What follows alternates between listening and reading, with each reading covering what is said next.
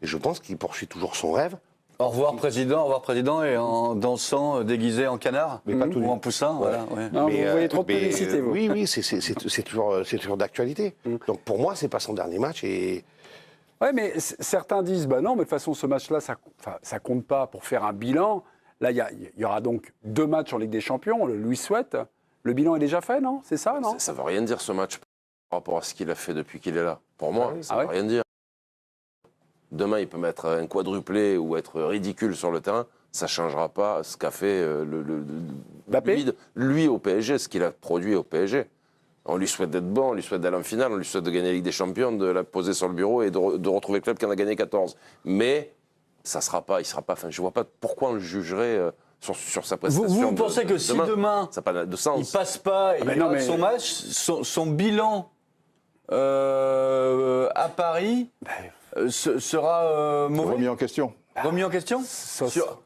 Oui. C'est rude quand même. Pardonnez-moi, mais en 2021, lorsqu'il prolonge, au moment où il prolonge, je veux prolonger, il le dit, pour offrir à Paris sa première. je suis toujours d'actualité. C'est toujours d'actualité. C'est toujours en cours. Ouais. Je suis d'accord avec Yvan et avec Guillaume. C'est-à-dire que c'est pas ça qui est déterminant pour juger ce qu'il a fait au Paris Saint-Germain, parce qu'il a fait quand même énormément de choses, on l'oublie. En revanche, il a une occasion en or de marquer. De marquer vraiment l'histoire, de marquer le football français, de club, parce que il joue et il a été mauvais au match aller. On jouait quand même une demi-finale de Ligue des Champions et c'est sa dernière saison au Paris Saint-Germain et il est passé au travers. Donc c'est vrai que tout le monde l'attend quand même pour le match retour, le match de demain. Étienne, je comprends pas, Étienne. Donc ça veut dire que demain, Paris perd. Il est bon, pas bon, tout ça, mais en tout cas Paris perd. Ouais. Ok. Demain, autre scénario.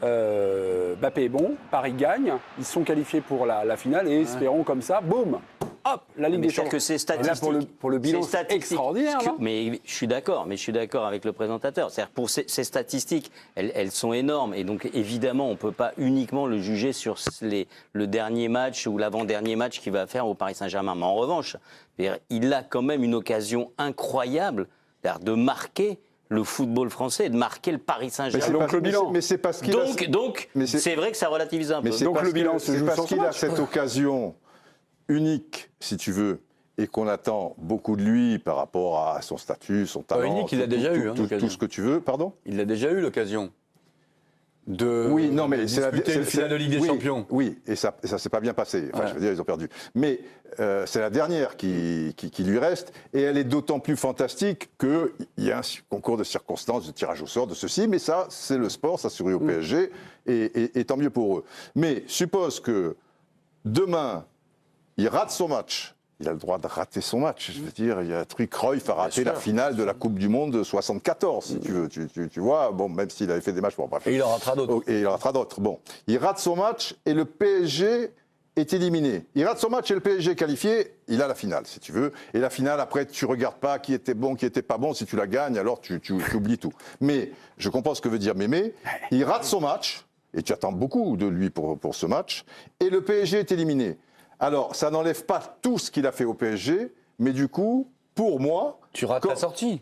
Non, tu rates ta sortie, mais comme c'est un joueur qui ne dégage pas beaucoup d'émotions, il les dégage peut-être footballistiquement parlant, mais pas humainement parlant. Et il y a pas des relations avec les journalistes. Non, pas la relation avec les journalistes. Tu sais, avec les supporters. Tu sais, il y a des. Oui, non, mais il y a des joueurs que tu connais pas, à qui tu as jamais parlé, que tu vois même à la télé, pas sur des stades et tout, et ils dégagent quelque chose. Et Mbappé, il y a un côté un peu métallique, froid. Kylian Mbappé. Le feuilleton Mbappé n'a pas encore terminé.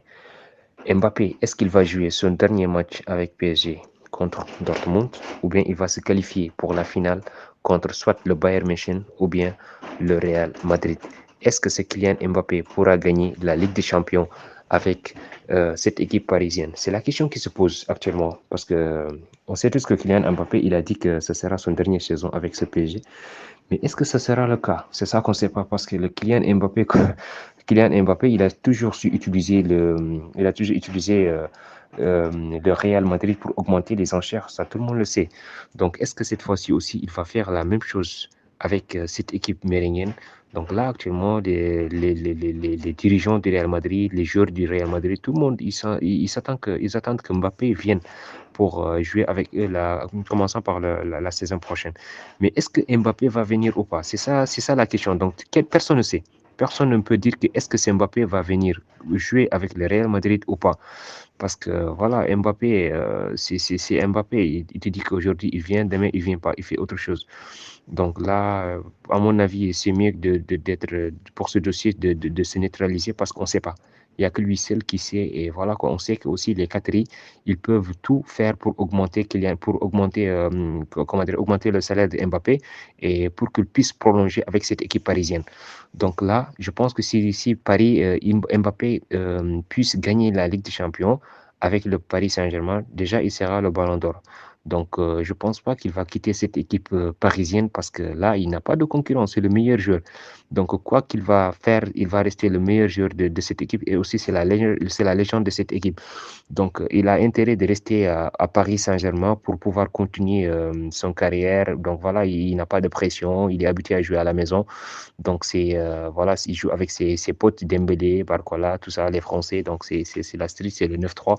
Ça parle français. Donc, voilà, donc je ne vois pas l'intérêt que Mbappé quitte. Une fois au Real Madrid, il aura beaucoup de problèmes parce que là-bas, c'est un club mythique, c'est le club légendaire, le Real Madrid.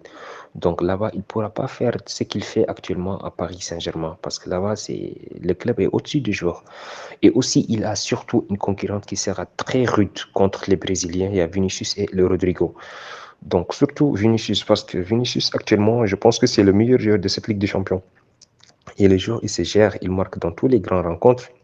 Dans tous les matchs importants du Real Madrid, il a su marquer, contrairement à Mbappé qui est devenu fantomatique. Il n'arrive pas à se gérer. Donc, parfois, il marque des buts, les penalties, donc à la Cristiano Ronaldo. Voilà. Donc, là, actuellement, Mbappé, il fait que marquer des penalties et c'est compliqué pour lui. Et pour moi, le joueur le plus dangereux cette saison pour le Paris, c'est Dembélé. Bien vrai qu'il ne marque pas, il n'a pas de stats et tout, mais Dembélé, c'est le joueur qui apporte plus de danger pour au niveau du Paris Saint-Germain. Donc, une fois au Real Madrid, il y aura Vinicius et il y a Rodrigo.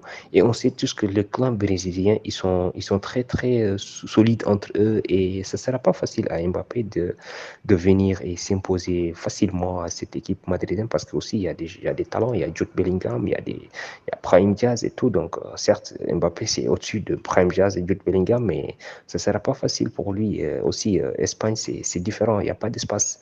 Donc là-bas, en Espagne, il n'y aura pas d'espace pour courir et faire ce qu'il veut, comme ce qu'il fait actuellement au niveau du championnat français. Ça sera très, très compliqué pour lui. Donc là, tout le monde se demande la question, est-ce que Mbappé va rester avec le Paris? Est-ce qu'il va jouer son dernier match contre Dortmund? Bon, bien sûr, son dernier match, s'il perd. Ou bien, est-ce qu'il va jouer la finale de cette Ligue des Champions et il va pouvoir la gagner enfin pour cette équipe parisienne? C'est la question qui se pose.